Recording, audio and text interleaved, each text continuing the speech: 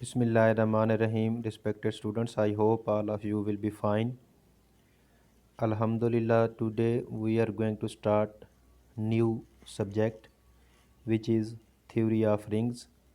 Dear students, theory of ring का जो content है वो तकरीबन यूनिवर्सिटीज़ में ग्रुप थ्योरी के साथ ही पढ़ा दिया जाता है। इसका जो कंटेंट है थोड़ा होता है, इतना ज़्यादा नहीं पढ़ाया जाता यूनिवर्सिटीज़ में, लेकिन ये प्योर का एक बहुत ही इम्पोर्टेंट सब्जेक्ट है और पीपीएससी के हवाले से, एफपीएससी के हवाले से और जितने भी आपके जीआरई इंटरनेशनल वगैरह हैं या जितने भी कंपटीशंस के एग्ज़ाम्स हैं और वो स्टूडेंट जो सीएसएस में मैथमेटिक्स अडॉप्ट करते हैं उनके लिए भी और बीएस और एमएससी के स्टूडेंट्स के लिए भी ये बहुत अहम सब्जेक्ट है क्योंकि इसमें से काफ़ी क्वेश्चन वगैरह आते हैं। जैसे मैंने पहले कहा है कि सब्जेक्ट इतना ज़्यादा कंटेंट ज़्यादा नहीं होता, लेकिन इसका जितना भी कंटेंट है वो बड़ा ही पायदार और पेट और आप कह लें कि बड़ा कंप्रीहेंसिव किस्म का है। बहुत ही मज़ेदार सा सब्जेक्ट है, मुझे तो बहुत अच्छा लगता है।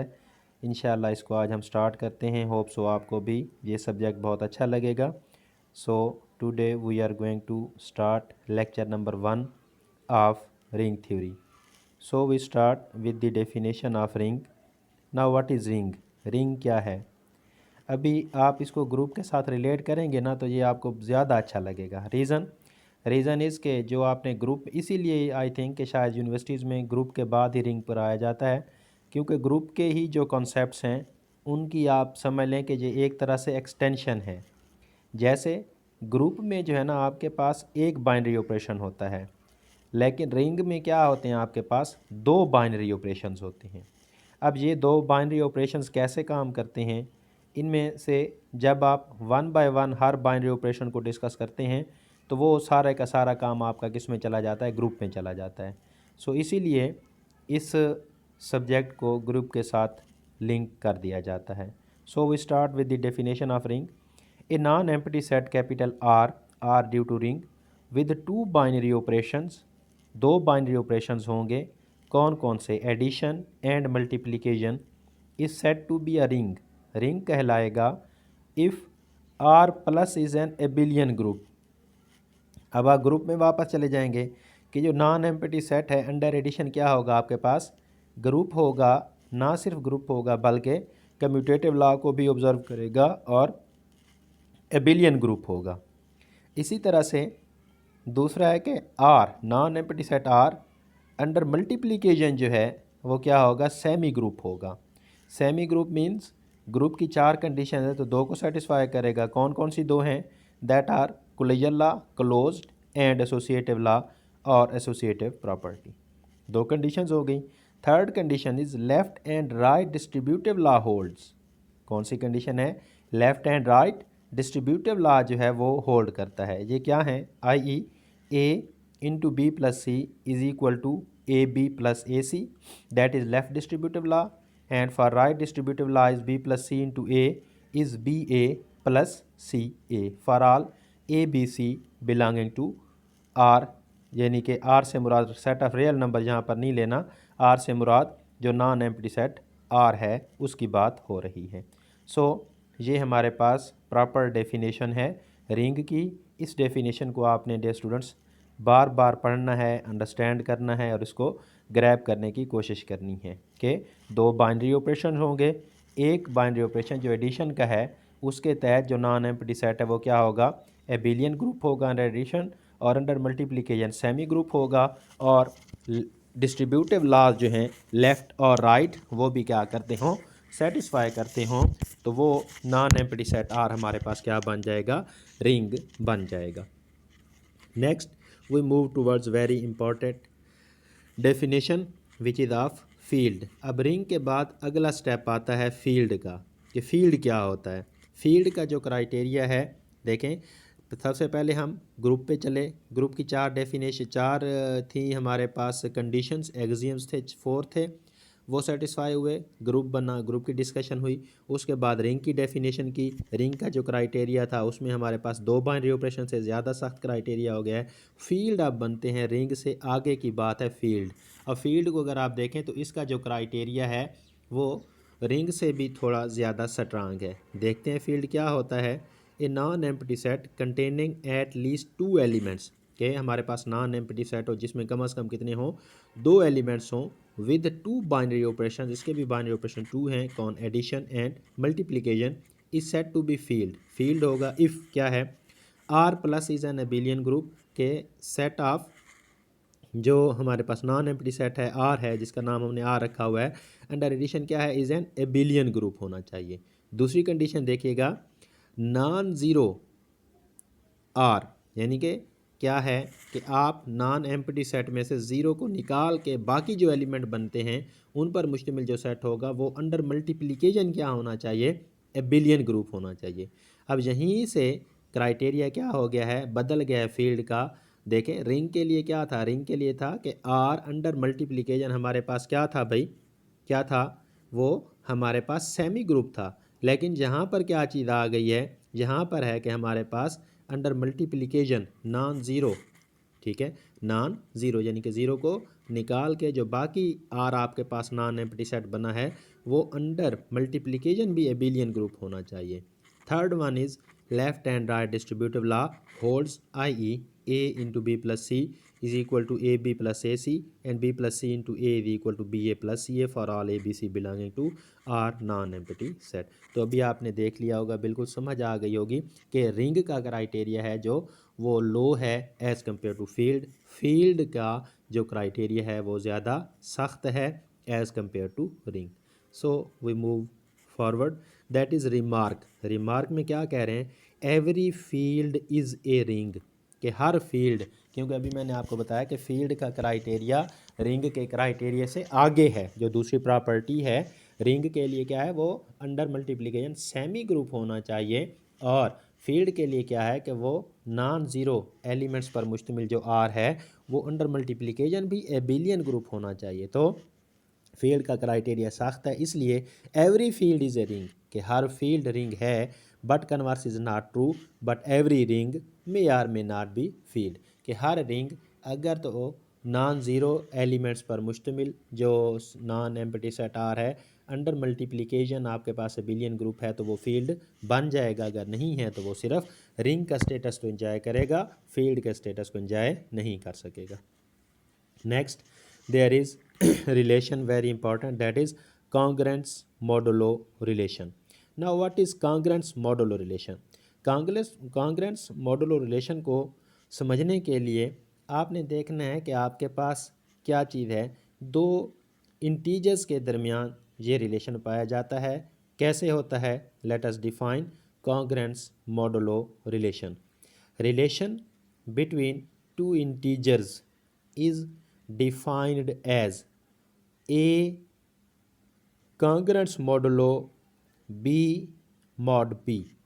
क्या है, a is congruent to b modulo p, mod stands for modulo, a congruent b modulo p, what it means, where p divides a then remainder is b।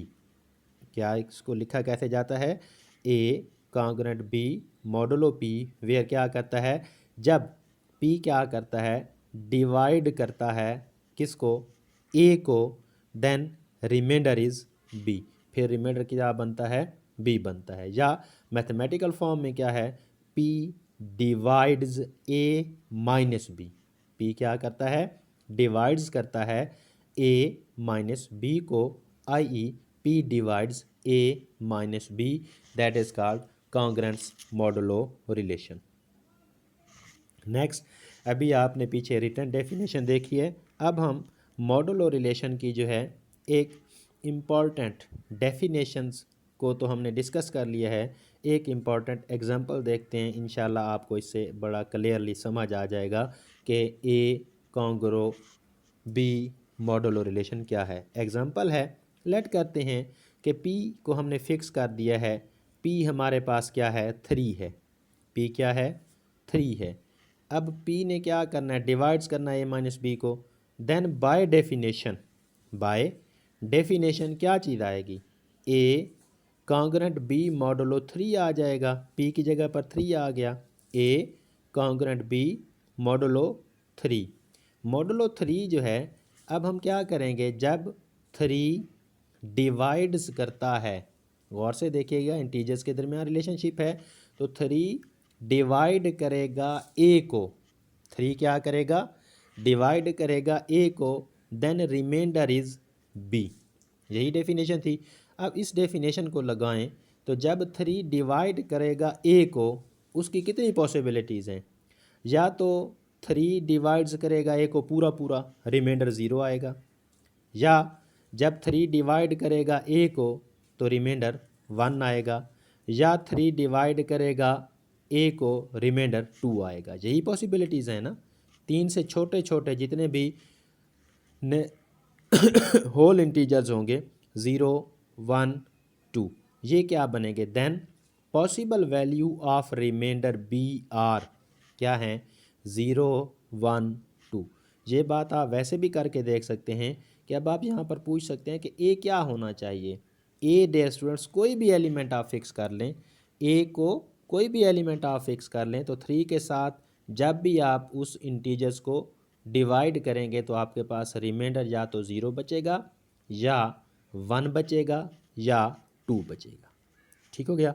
अब हम इन तीनों ऑप्शंस को बारी बारी देख रहे हैं। For b is equal to 0, कि जब b आपके पास क्या बचे, रिमाइंडर 0 बचे, इसका मतलब है we have a congruent 0 mod 3, यानी कि अब इसमें वो एज आएंगे जिनके लिए 3 क्या करेगा, उसको पूरा पूरा डिवाइड करेगा। इसमें वो इंटीजर्स आएंगे पॉजिटिव और नेगेटिव, जिनको 3 क्या करता है, पूरा पूरा डिवाइड्स करता है। सो गौर से देखें अगर आप, तो मैं 0 से स्टार्ट करता हूँ। 0 divided by 3 0, 3 divided by 3 0 remainder, 6 divided by 3 0 remainder, 9 divided by 3 0 remainder. इसी तरह से आप आगे जाएंगे, 12 divided by 3 0 remainder, 15 divided by 3 0 remainder, 18। समझ आ गई होगी कि आपने क्या करते जाना है, 3 3 ऐड करते जाना है। इसी तरह से अगर आप लेफ़्ट साइड देखेंगे 0 की, तो -3 divided by 3 remainder 0, -6 -9 -12 -15 -18 and so on. ये जो एक क्लास बन गई है, ये 0 रिमाइंडर के लिए क्लास है for p is equal to 3 के लिए। क्लियर होगी बात। अब हम आगे चलेंगे, when remainder is 1। Next, for b is equal to 1 के रिमाइंडर क्या बनेगा, 1 बनेगा। अब हम इसमें ऐसे आपके पास पॉजिटिव और नेगेटिव इंटीजर्स आएंगे कि जब आप क्या करेंगे, डिवाइड करेंगे 3 को उस इंटीजर्स के साथ, तो आपके पास रिमाइंडर क्या आएगा, 1 आएगा। रिमाइंडर क्या आएगा, 1 आएगा। वो कौन कौन से हैं, शुरू करते हैं। 1 4 divided by 3 remainder is 1, 7 divided by 3 remainder is 1, 10 divided by 3 remainder is 1, 13 divided by 3 remainder is, यानी कि आपने 4 से शुरू कर लेना है, 4 से शुरू कर लेना है। अब इधर से देखेंगे तो यहाँ से 3 माइनस करना शुरू कर दें, तो आपके पास ये चीज़ें आपके पास आती जाएंगी। सो आप इसको एज ए रिमाइंडर ले सकते हैं। For b is equal to 2 करेंगे, so we have a is congruent to 2 modulo 3, कि अब हमारे पास पॉजिटिव और नेगेटिव ऐसे इंटीजर्स आएंगे कि जिसको आप डिवाइड करेंगे 3 के साथ, तो रिमाइंडर क्या बचेगा, 2 बचेगा। That is 5 divided by 3, 8 divided by 3 14। इस तरह से 2 डिवाइडेड बाय 3 करें, -1 -4 वगैरह वगैरह जो हैं ये आपके पास क्या हैं, कॉन्ग्रुएंट मॉडुलो रिलेशन देते हैं। सो आई होप कि आपको इस एग्जांपल की अच्छी तरह से समझ आ गई होगी। इसको आप अपने लिए भी 3 के लिए मैंने किया है, आप 4 के साथ कर लीजिएगा या 2 के साथ कर लीजिएगा तो आपको ज़्यादा क्लियर हो जाएगा। Next we are moving towards important examples of rings. Ring की बड़ी बड़ी जो एग्जांपल्स हैं वो set of integers under addition and multiplication हमारे पास रिंग है। E set of even numbers under addition multiplication हमारे पास रिंग है। Set of real numbers ring है। Z7 आगे इसकी एक्सप्लेनेशन भी आएगी, Z6 Z7 वगैरह क्या होते हैं, ये भी अंडर एडिशन एंड सब्ट्रैक्शन जो हमारे पास बाइनरी रिलेशन है उनके तहत ये भी क्या है, रिंग है। तो रिंग की ये 4 इम्पॉर्टेंट डेफिनेशंस हमने, इम्पॉर्टेंट एग्जांपल्स हमने डिस्कस की हैं। नेक्स्ट लेक्चर में हम इंशाल्लाह ज़ीरो डिवाइज़र को चेक करेंगे। वीडियो को लाइक और सब्सक्राइब जरूर कीजिएगा। अस्सलाम वालेकुम।